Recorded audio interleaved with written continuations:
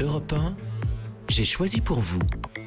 J'ai choisi une tribune publiée ce week-end dans Le Monde et qui mérite qu'on s'y arrête. C'est le Conseil représentatif des associations noires de France qui est à l'initiative de ce mouvement, mais plusieurs associations, des citoyens aussi, des professeurs lui ont emboîté le pas. Que veulent les signataires ?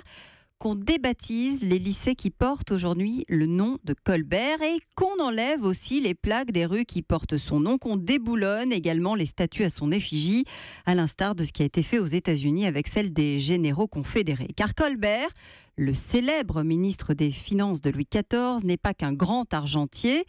Et comme le rappelle Lecran, il a aussi été l'initiateur du Code noir, texte qui a permis la traite négrière, lui aussi qui a fondé les comptoirs des Indes pour exploiter cette main-d'œuvre bon marché. Or aujourd'hui, et c'est un fait, la traite et l'esclavage ont été reconnus en tant que crimes contre l'humanité. La loi est claire.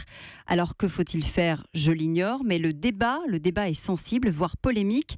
Il a déjà eu lieu d'ailleurs pour d'autres personnages de notre histoire qui, le temps passant, c'est vrai, n'offrent plus tout à fait le même visage une fois sortis de leur contexte. Ce fut le cas pour Napoléon ou encore même pour Pierre de Coubertin. Faudra-t-il l'avoir aussi, ce débat, pour Robespierre et la terreur pour Danton qui a fermé les yeux sur les massacres en 1792.